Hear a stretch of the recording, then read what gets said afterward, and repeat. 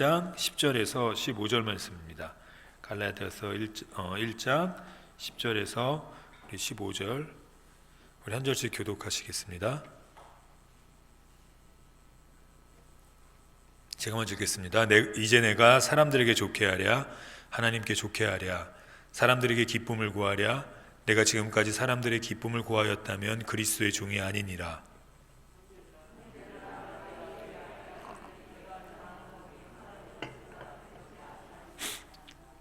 이는 내가 사람에게서 받은 것도 아니요 배운 것도 아니요 오직 예수 그리스도의 계시로 말미암은 것이라.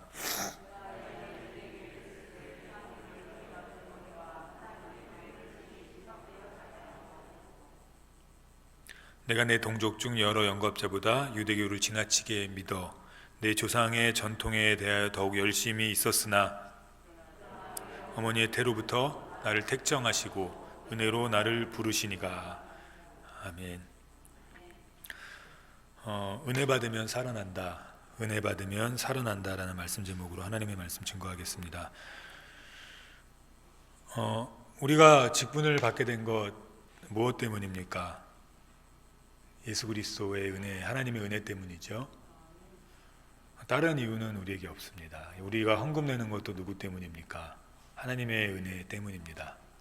다른 이유 없습니다. 잘 보이기 위한 것도 아니고 사람들을 좋게 하는 것도 아니고 때로는 부담되는 헌금이기도 하고 때로는 부담되는 사명이기도 하고 때로는 부담되는 직분이기도 하지만 우리가 꿋꿋이 감내할 수 있는 건 주님 때문이에요. 하나님의 은혜 때문에. 오늘 바울 사도가 분명하게 얘기합니다. 내가 사람을 좋게 하기 위해서 이거를 했더라면 이전이 훨씬 낫었다고 얘기합니다. 사람들에게 핍박을 받지만 때로는 사람들에게 괄시와 미움, 동족에게 어떤 살해 위협까지 받지만 죽을 상황도 여러 번 넘겼고 일주일을 주야에 있었고 배가 파손도 했었고 강도의 위험도 있었고 살인자의 위험도 있었지만 그럼에도 불구하고 주의 길을 걸어갈 수 있었던 이유는 주님 때문이었습니다. 예배를 드리는 이유 누구 때문입니까? 주님 때문이에요. 다른 이유가 있어서는 안 돼요. 집사의 직분을 감당하고 권사의 직분과 장로의 직분, 목사의 직분을 감당하는 것들 다 물론 우리가 복받기 위해서도 있겠죠. 경제적인 복이 될 수도 있겠고 건강의 복이 될 수도 있겠지만 경제적으로 복 주시지 않으시면 직분 감당하지 않으실 겁니까? 건강에 복 주시지 않으면 직분 버리실 겁니까? 주시면 좋은 거지만 안 주셔도 우리가 감당할 수 있는 이유는 주님 한 분 때문이에요. 주님의 은혜 때문에. 우리가 이거 잊으면 우리의 신앙생활이 불행해지기 시작합니다. 주님 때문에, 주님의 은혜 때문에를 잊으면 자꾸만 사람 눈치 보게 되고요. 자꾸만 원망하게 되고요. 자꾸만 불평하게 되고요. 자꾸만 힘들게 돼요.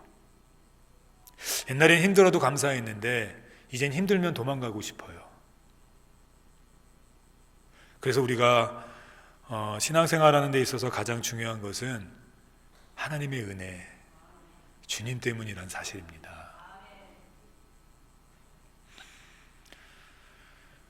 오늘 바울 사도가 분명하게 얘기합니다. 형제들아 내가 너희에게 알게 하노니 내가 전한 복음은 사람의 뜻을 따라 된 것이 아니니라.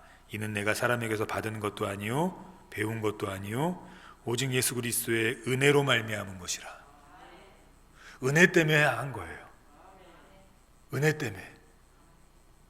은혜 때문에 하셔야 돼요. 주님 때문에 하셔야 돼요.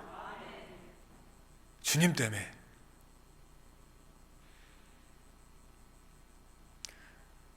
좀 이렇게 하나님 앞에 돈을 구할 때도 좀 지혜롭게 구했으면 좋겠습니다. 하나님 돈 주세요. 이럴 수도 있지만 하나님 전도하게 돈 주세요. 그러면 좀 이렇게 빌미가 생기지 않습니까? 하나님 선교하게 돈 주세요. 설사 선교를 조금밖에 안 한다고 할지라도 그래 알았어. 주시지 않겠습니까?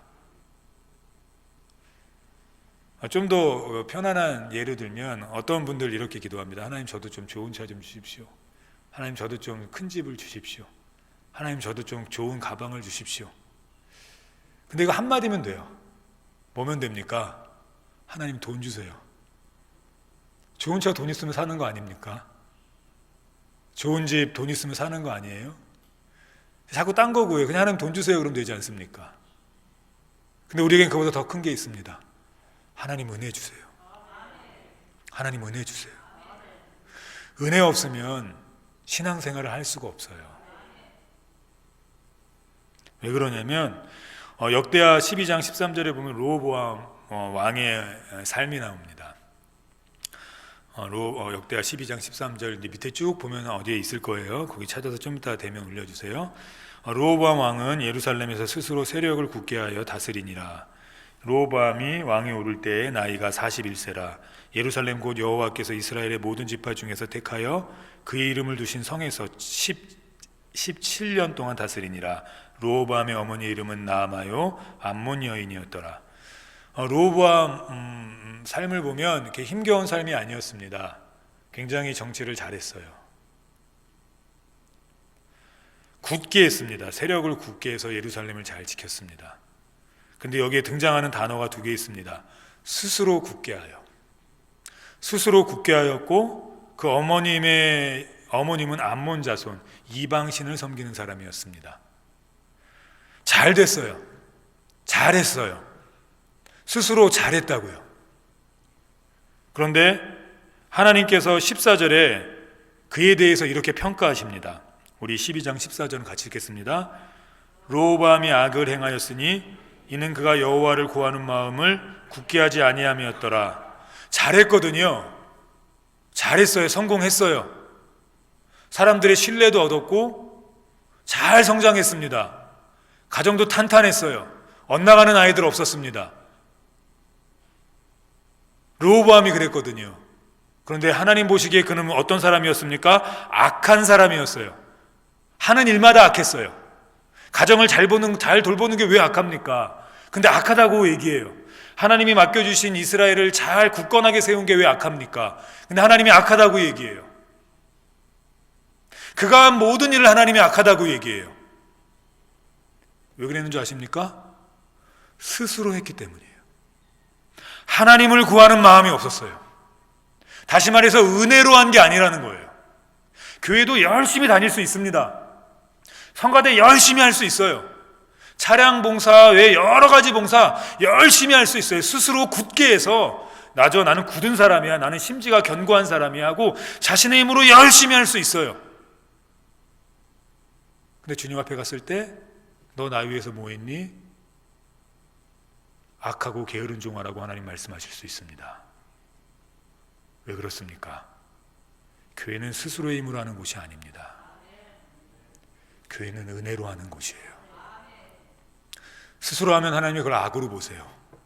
스스로 하면.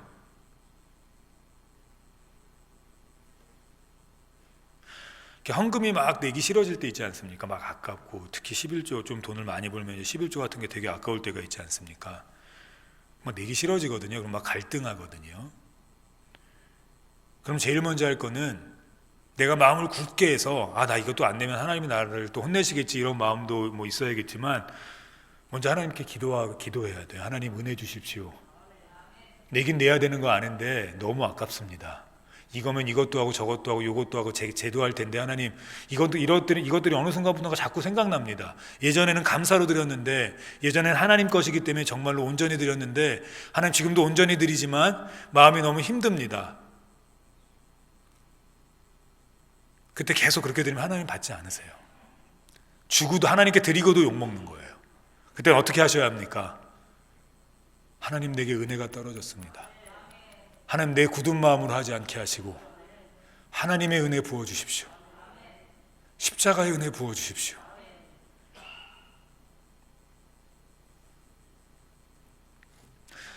예전에 어떤 목회 잘하시는 목사님이 한참 이제 막 목회를 하다 보니까 잘 된 거예요. 성도들도 막 많아지고 교회도 튼튼히 세워지고 막 잘 됐어요.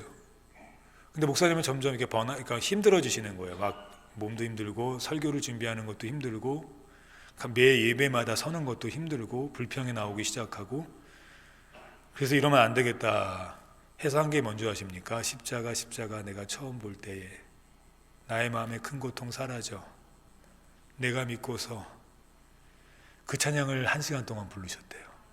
손을 들고, 손이 아픈데 손 내리지 못하고 주님 은혜 구한 거예요. 그랬더니 회복되더래요. 회복돼요. 직분이 힘드십니까? 그거 내 힘으로 하다 보면 결국 무너져요. 정신병 걸릴 수도 있어요. 우리 힘으로 하는 게 아닙니다. 신앙은 은혜로 하는 거예요. 은혜로. 우리 예전에는 참 그랬던 것 같아요. 목사님들이 잘 가르쳐 주셨던 것 같아요. 여기 앞에 나와서 대표 기도하는 예를 들자면 직분자들이 1분의 대표 기도를 하기 위해서 일주일 동안 하나님의 은혜를 구하며 기도했어요. 앞에 찬양을 서는 찬양대가 20분 찬양하려고 2시간 이상 기도했어요. 근데 어느 순간부터 기도가 앞서지 않고 대표 기도하는데 글씨가 문체가 앞서요. 어느 순간부터 성가대를 하는데 기도를 1시간 하는 게 아니라 연습을 1시간 이상 해서 완벽한 조화를 이루려고 해요. 그럼 성가대 죽어요. 목소리는 아름다울 수 있습니다. 화음은 멋질 수 있습니다. 그런데 스스로의 힘으로 하다 보면 하나님 보시기에 악이에요. 스스로 힘으로 기도하다 보면 하나님 보시기에 악이 되고 말아요. 르호보암이 정말 잘했지만, 주변에서는 굉장히 칭찬하는 왕이었지만 하나님 보시기에는 악인이었어요. 왜 그렇습니까? 여호와를 구하는 마음을 굳게 하지 아니했어요.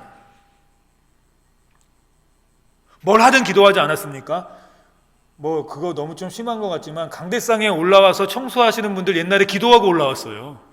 준비 기도하고 은혜 구하고 올라왔다고요. 헌금 내는 것도 어떻게 했습니까? 기도하고 헌금 냈어요.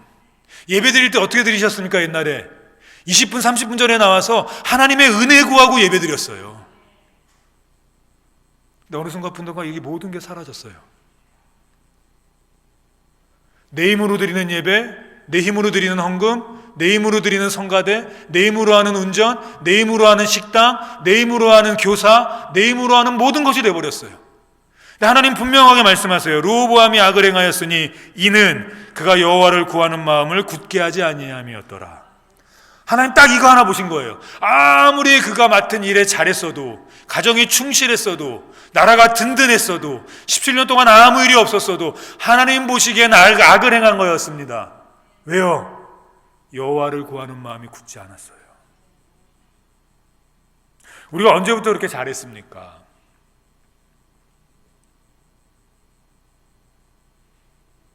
목사님도 말씀하시죠. 예전에는 임신했는데도 산으로 비 오는데 기도하러 올라갔다고. 왜 그랬습니까? 주님 은혜 없으면 살 수 없었기 때문이에요. 근데 그 시대는 지금이나 그때나 똑같아요. 아니요, 지금 더 그래야 돼요. 하나님 없이 살 수 있는 수많은 어떤 기술들이 개발됐다 할지라도, 그래서 완벽한 것처럼 보이고 탄탄한 것처럼 보인다 할지라도 우리는 은혜로 살아야 됩니다. 그럼 살아나요. 불평했던 마음이 살아나고요, 찬양이 없었던 마음에 찬양이 흘러넘치고요, 미워했던 사람들이 섬기고 싶은 마음이 살아나고요, 하나님이 살아나게 하세요. 살아나게. 살아나야 감당하지 않겠습니까?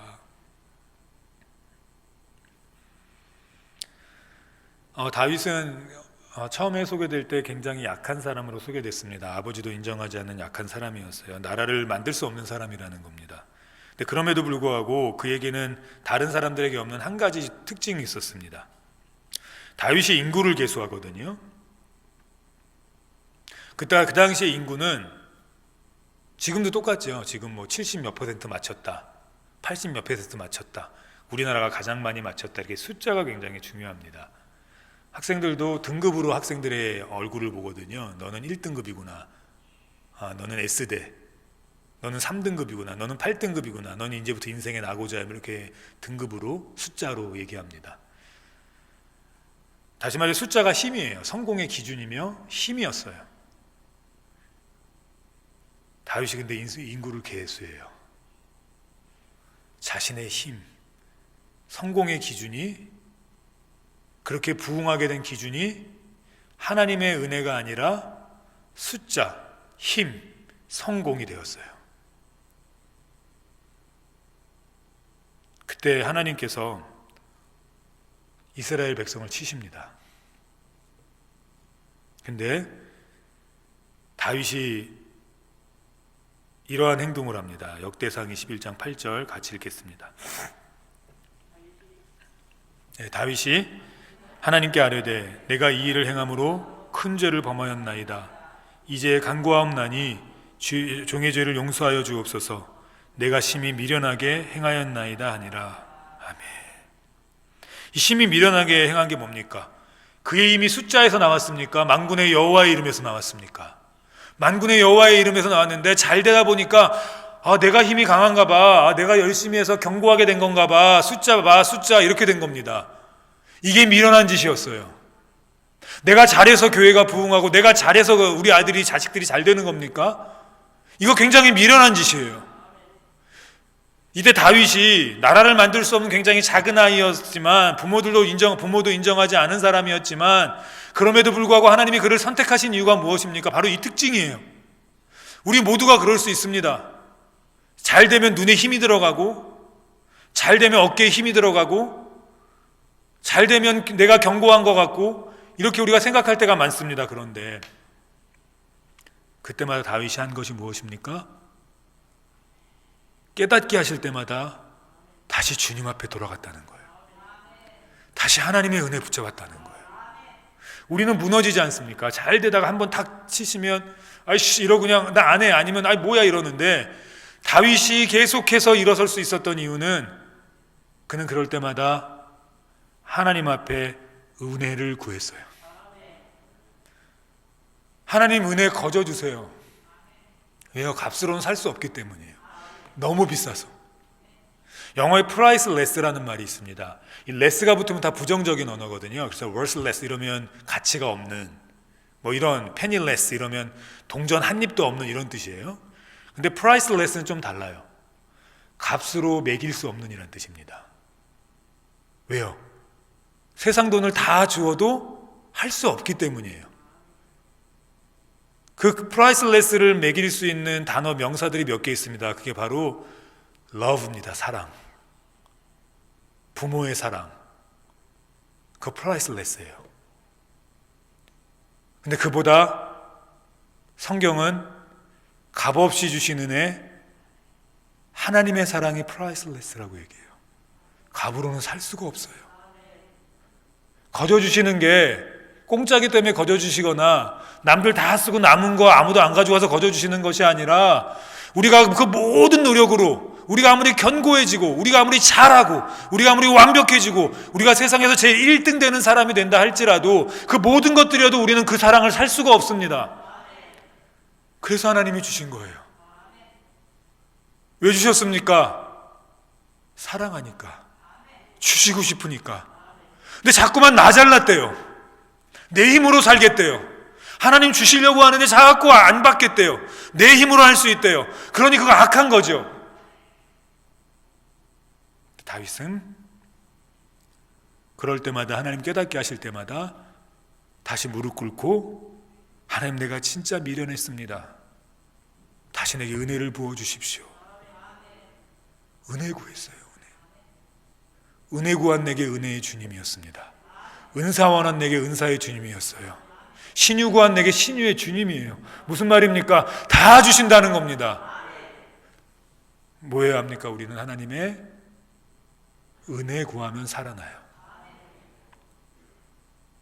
가정이 안 돼도 우리 뭐 해야 됩니까? 물론 뭐 가정 상담하는 그런 전문적인 사역자들이 가서 상담을 받을 수도 있겠지만,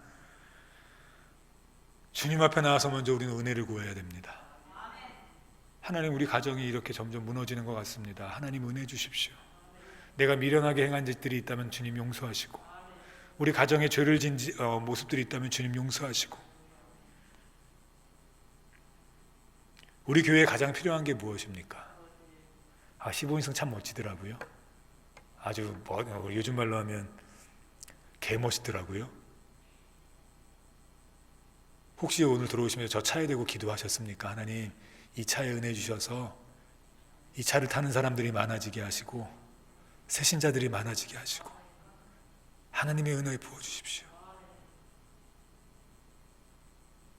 먼저 우리는 모든 것에 하나님의 은혜가 있어야 돼요. 옛날에는 아주 조그만 구멍가게라도 목사님을 모시고 예배를 드렸습니다. 왜 그랬습니까? 하나님의 은혜로 시작하겠다는 거였어요. 작은 집을 사도 뭐 했습니까? 목사님 불렀어요. 물론 목사님이 안 불러준다고 하나님의 은혜가 안 임하는 건 아니지만 의식이었죠. 하나님의 은혜를 간구하는, 하나님께 보이고자 하는 마음의 표현. 엘리사가 엘리야의 겉옷으로 강을 가르지 않습니까? 그 옷에 능력이 있었습니까? 아니죠. 그게 하나님의 능력을 보여주는 수단이었죠. 가는 곳마다 목사님을 불러놓고 예배를 드리는 이유 뭐 때문입니까? 목사님에게 능력이 있어서가 아니죠. 표현이죠. 하나님 은혜로 시작하기 원합니다. 요즘에는 참 바쁜 시대가 돼서 많이 없어졌지만 예전에는 봄, 가을 대신방이 있었습니다. 성도들이 작은 집 누추하지만 청소를 해놓고 그 신방 때마다 뭐 직장을 빠지든지 뭐라든지 연차를 내든지 월차를 내든지 해서 목사님을 모시고 예배를 드렸어요. 왜 그랬습니까? 이유 하나예요. 하나님의 은혜. 그 은혜가 있어서 살아났거든요. 그 은혜가 있어야 살거든요. 그 은혜가 있어야 살아갈 거거든요. 근데 다 사라졌어요. 이거 참 마음 아픈 일이에요. 물론 구역 예배 여러 가지 이유 때문에 사라졌습니다. 코로나 때문에도 그렇고요. 근데 그거 참 귀한 겁니다.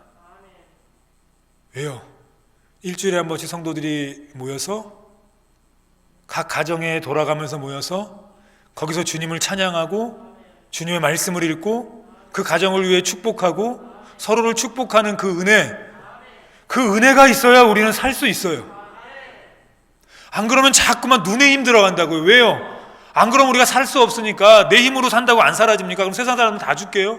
세상 사람 성공한 사람 한 명도 없어야죠. 근데 그들이 하나님 안 믿어도 잘 살아요.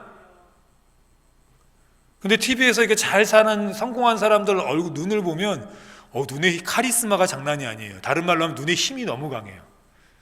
왜 그렇게 됐습니까? 안 그랬으면 먹혔거든요. 자기가 지금까지 올라온 것, 자신의 힘으로 견고하게 할 수 있었던 것, 스스로의 힘을 견고하게 한 거고 그것이 눈으로 나타나는 겁니다. 우리는 눈은 선한데 저 사람은 순둥인데 왜 이렇게 잘 되지? 우리는 하나님이 계시거든. 하나님이 계시면 살아나요. 하나님 계시면 살아납니다. 하나님의 은혜가 있으면 살아나요. 다윗은 은혜로 살았습니다.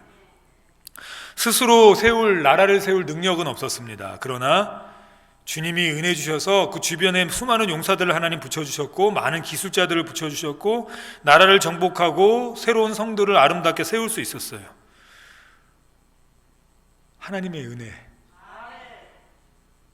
다시 붙들어야 됩니다. 심지어는 운전하기 전에도 우리 뭐 했습니까? 기도했어요. 매일매일 운전하기 전에 그게 뭐라고? 그게 뭐긴요? 우린 그게 단데요. 운전하기 전에 기도하고 직장에 출근해서 일하기 전에 기도로 시작했습니다. 이게 무슨 말입니까? 하나님의 은혜로 시작했다는 거예요. 심지어는 저희 어머니는 밥을 풀 때 십자가를 구구 폈어요. 이게 뭐라고? 미신이 아닙니까? 미신 아니에요. 밥 속에도 하나님의 은혜가 임해서 아이들 먹고 잘 자라게 해달라는 하나님의 간구입니다. 이게 어떻게 미신이고 이게 어떻게 무엇입니까? 하나님의 은혜로 살아가려고 하는 우리의 발버둥이죠. 그 은혜 맛봤기에, 그 은혜 없으면 살 수 없기에.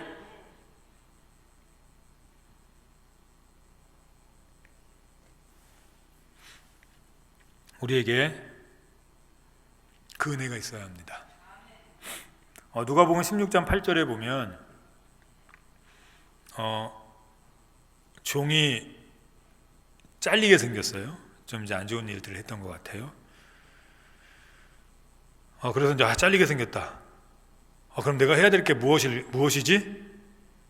하고 한 게 뭐였냐면 그 왕에게 빚을 졌다, 그 주인에게 빚졌던 모든 사람을 불러서 야, 너 빚이 1,000만 원이지? 빨리 500만 원으로 줄여.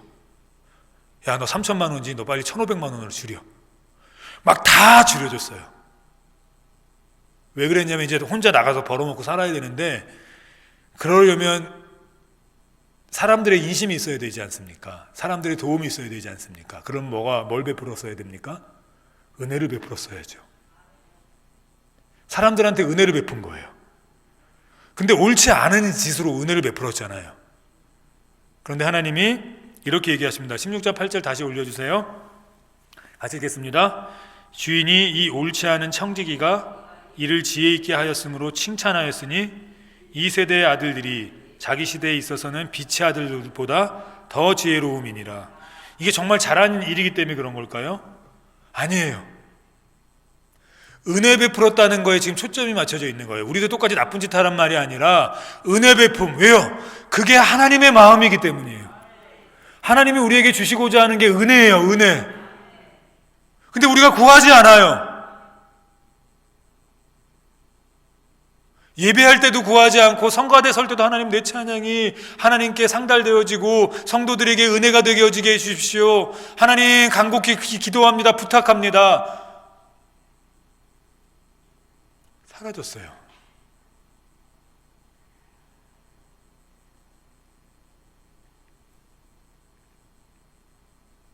하나님의 마음을 옳지 않은 청지기지만 닮았다고요. 은혜 베푸는 거. 그랬더니 그 주변 사람들이 살아나기 시작했습니다. 1,000만 원은 못 갚겠는데 500만 원은 좀 열심히 하면 갚을 수 있지 않습니까? 살아나는 거예요. 그래, 내가 이거 500만 원 벌어서 꼭 갚아야지. 은혜는 우리를 살립니다. 신앙이 좀 죽어 계십니까? 은혜 구하십시오. 계속 불평이 터지십니까? 하나님의 은혜 구하십시오. 있어도 살고 없어도 살지 않습니까? 돈 좀 있어도 살고 없을 때도 살았어요. 결국은 돈이 문제가 아닌 거예요. 은혜가 없어서 지금 내가 이렇게 힘든 거예요. 예전에 더 힘들 때는 그래도 감사함으로 아꼈으며 잘 살았거든요. 그때보다 지금 훨씬 더 편해졌는데 자꾸 불평하고 원망하고 예배드리기 싫어지고 직분 감당하기 싫고 헌금 내는 거 아깝고 모든 게 다 싫어져요. 그거는 다른 이유죠. 내가 잘 되고 있는데도 내가 자꾸만 이상해지는 이유는 다른 거예요. 분명히 집은 더 좋아졌는데 예전보다 불평이 훨씬 심해졌어요. 분명히 버는 건 더 많아졌는데 예전보다 훨씬 더 원망이 심해졌어요. 이건 딱 하나입니다. 은혜가 없어서예요. 그럼 우리 죽어요.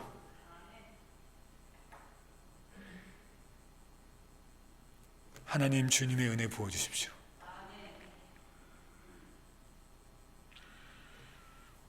그래야 하나님께 영광 돌리는 삶을 삽니다.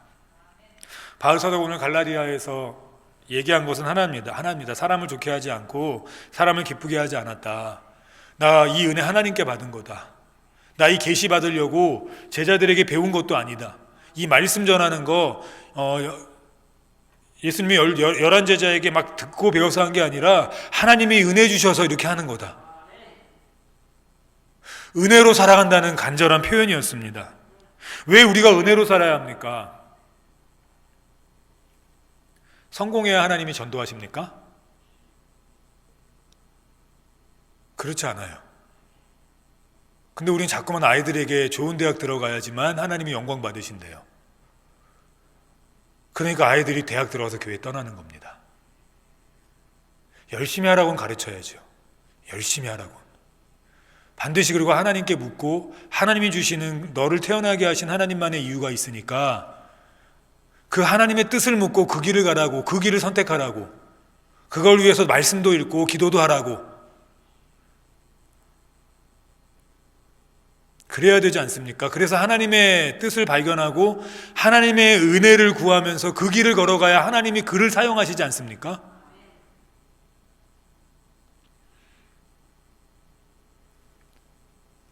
사람들 좋게 하려고 너 의사 돼야 돼, 너 변호사 돼야 돼, 자식 좀 돈 잘 벌게 해주고 싶어서 그 자식 잘 되게 하는 마음, 부모의 마음 다 똑같아요. 그런데 그렇게 가르치면 아이들은 하나님 떠나고 죽어요.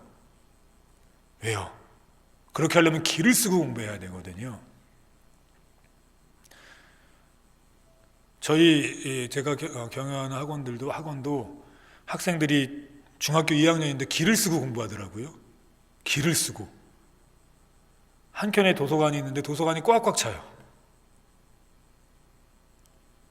가라고 해도 안 가요. 가라고 해도. 난 집에 가고 싶은데.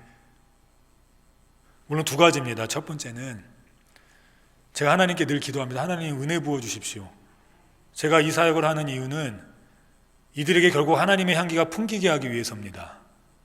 안 그러면 학생에게 다가갈 수 있는 방법이 없어요. 제가 학교 앞에 가서 학생들에게 다가가 보십시오. 변태라 그러지. 여학생들에게 제가 감히 다가갈 수 있겠습니까? 남학생들한테 다가가면 저 꼰대 그러고 도망가겠죠. 근데 학원에선 선생님이거든요. 원장이거든요. 그래서 말하면 들어요. 너 안 그러면 성적 안 올라. 뭐 이런 거 들어요. 그 아이들이 길을 쓰고 공부하거든요. 중학교 2학년밖에 안 된 것들이 막 엄청 공부 열심히 해요. 그런데 한편으로는 불쌍해요. 저렇게 길을 쓰고 공부해서 남을 밟아야 일어서는데 한 학생은 한 학교를 전교 1등으로 들어갔어요. 지금 한 학생은 지금 전교 1등이에요. 근데 그 두 학생이 저한테 따로따로 수업을 받는데 둘이 똑같이 물어요. 선생님 걔 공부 많이 해요? 걔도 또 물어봐요. 선생님 걔 공부 많이 해요? 왜냐면 이거 지면 이제 등수가 뒤로 밀리지 않습니까? 그게 너무 무서운 거예요. 밟아야 일어서니까. 그럼 어떻게 돼야 됩니까? 강해져야죠. 밟으려면. 남 2시간 공부할 때 자기 4시간 해야죠. 그래서 그렇게 하고 끝나는 줄 알았는데 집에 가서 또 공부한대요. 애들끼리. 야 뭐야 그랬더니 줌이라는 그 줌 수업 있지 않습니까? 줌이라는 걸 켜놓고 4, 5시까지 서로 잠자지 않게 하면서 공부한대요. 그렇게 커서 성공하면 눈에 뭐밖에 안 남습니까? 악밖에 안 남아요. 자기가 성공하기 위해서 아이들을 밟는, 다른 사람들을 밟는 게 그들에겐 습관이 되어져 버립니다. 우리 아이들도 그렇게 키워야 합니까? 똑같이 경쟁해서 열심히는 하라고 해야죠. 근데 다른 아이랑 비교해서 야, 얘 4시간 공부한 너 얘 이길 수 있겠어? 얘 밟으려면 너 6시간 공부해야지. 그게 아니라 야, 하나님께 기도해. 은혜 구해. 그리고 최선을 다해서 공부해. 너 의사 안 돼도 돼. 변호사 안 돼도 돼. 선교사 돼서 저기 가도 돼. 아니면 다른 거 돼도 돼. 근데 중요한 건 하나님을 구하는 거야. 하나님의 은혜 구하고 하나님 원하시는 삶을 살면 돼. 그래야 아이들의 눈이 선하죠.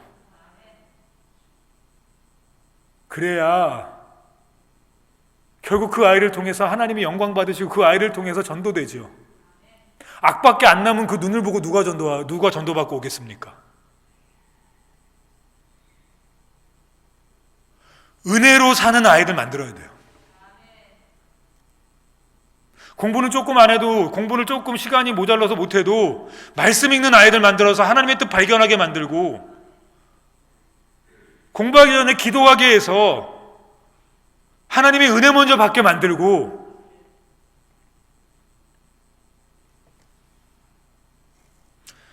가끔 저희 아이들이 걱정될 때도 있습니다.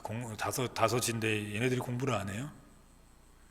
물론 하긴 하는데 많이 안 하는 것 같아요, 주변보다. 근데 저는 믿는 한 가지가 있습니다. 저희 집사람도 걱정해요. 때 가끔 나 너무 참아 공부하라고 입 밖으로 이렇게 말이 이만큼 따 시험 보면 시험 기간이 내일 모레인데 이게 입 밖으로 나오고 싶은데 안 나고 막 이러고 있습니다. 근데 전 괜찮아 그래요. 저도 중학교 때까지 공부를 하나도 안 했습니다. 전교에서 뒤에서 놀았습니다. 물론 고등학교 잘한 것은 아니지만, 근데 고등학교 1학년 때 경배와 찬양 가서 주님을 만났습니다.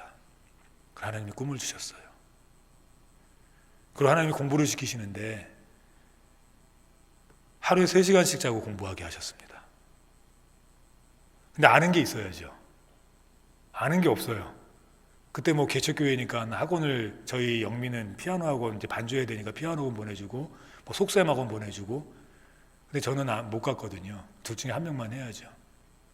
물론 대학 가서 속을 많이 새겼습니다. 예, 그동안 못 받은 돈 다 받고 뭐 그렇게 했지만 어떻게 해야 됩니까? 교과서를 외워야죠. 그래서 저는 영어 교과서를 다 외웠어요. 안 그러면 뭐 이해를 못하니까. 문법책을 다 외웠어요. 안 그러면 공부가 안 되니까. 안 그러면 하나님이 주신 대학 못 들어가니까. 하나님이 힘 주시고 은혜 주시니까 하더라고요.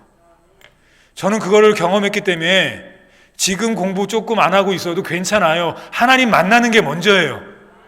하나님 만나면, 하나님 하게 하시면, 하나님 은혜로 하면 살아나요. 머리가 살아나고 꿈이 살아나고 신앙이 살아나고 열정이 살아나고 하나님을 향한 비전이 살아나요. 우리에게 필요한 게 뭡니까? 하나님의 은혜예요. 은혜 받으면 살아납니다. 삶에 희망이 없을 때 내가 왜 살지? 내가 이러려고 이렇게 열심히 살았나? 내가 이러려고 여기까지 왔나? 내가 이러려고 결혼했나? 내가 이러려고 자녀 키웠나? 그때 뭐 하셔야 됩니까? 우리 다 그렇죠. 내가 이러려고 이놈의 새끼들이 이렇게까지 키웠나? 먹을 거 안 먹고 입을 거 안 입고? 사랑하니까 그렇게 키웠지만 어느 순간 그게 되게 허무할 때 있지 않습니까? 그때 뭐 해야 됩니까? 하나님, 주님밖에 없습니다. 은혜 부어주십시오. 그래야 다시 아이들이 사랑스러워져요. 그렇게 안 하면요 되게 미워요. 뭐 새끼 처먹는 것도 밉네 뭐 이렇게 될 때도 있습니다. 솔직히 그렇지 않습니까? 먹는데 좀 빨리 좀 먹지 놈 새끼. 어느 땐 또 너무 사랑스러운데 어느 땐 그래요. 그래서 그 기준을 잘 봤습니다. 어느 때 그럴까? 하나님의 은혜가 있을 때는 주님이 주신 기업들이야 사랑스럽네. 근데 하나님의 은혜가 떨어지면 내가 이놈들이 이렇게 하려고 내가 이렇게 열심히 돈을 버나? 성도님들도 어느 때 사랑스럽습니까? 하나님의 은혜가 임하면 너무나 기워하세요. 근데 하나님의 은혜가 떨어지면 저 사람은 나도 저렇게 욕하겠지? 저분은 또 나 저렇게 욕하겠지? 이러면서 째려보게 돼요. 성도님들도 언제 목사님이 밉습니까? 오늘 말씀 왜 저래? 뭐 이러면서 이제 하나하나 허점이 보이지 않습니까? 원래부터 허점이 있었어요. 근데 그 전에 왜 안 보였습니까? 하나님의 은혜가 감췄어요. 우리에게 필요한 거 하나님의 은혜입니다. 은혜 받으면 살아나요. 그럼 나만 사는 것이 아니라 주변이 살아납니다. 우리 갈라디아서 1장 24절 읽고 마치겠습니다. 갈라디아서 1장 맨 밑에 있어요. 같이 읽겠습니다. 나로 말미암아 하나님께 영광을 돌리니라. 나로 말미암아 하나님께 영광을 돌리니라. 갈라디아서 1장 앞절에서 계속 바울 사도가 설명한 건 은혜였습니다. 나는 은혜로 말씀 전했고 나는 은혜로 힘겨운 일들 이겼고 나는 은혜로 살아왔어. 근데 그렇게 은혜로 살아가다 보니까 나를 통해 하나님이 영광 받으셨어. 우리 교회를 통해 하나님이 영광 받으시는 방법은 하나밖에 없습니다. 하나님의 은혜입니다. 우리 성가대를 통해 하나님이 영광 받는 방법은 하나입니다. 하나님의 은혜입니다. 나의 섬김, 나의 직분을 통해 사람들이 살아나고 은혜 받는 방법은 하나입니다. 내가 하나님의 은혜 받는 겁니다. 특별히 설교하는 목사님, 담임 목사님과 저를 위해서 기도 많이 해주셔야 됩니다. 그게 성도님들에게 큰 은혜가 될 겁니다. 말씀에 은혜 부어달라고, 하나님의 말씀 전하게 해달라고. 우리 다 은혜로 살아야 됩니다. 이번 일주일도 은혜로 사시는 귀한 성도님들 되시기를 주님의 이름으로 축원합니다.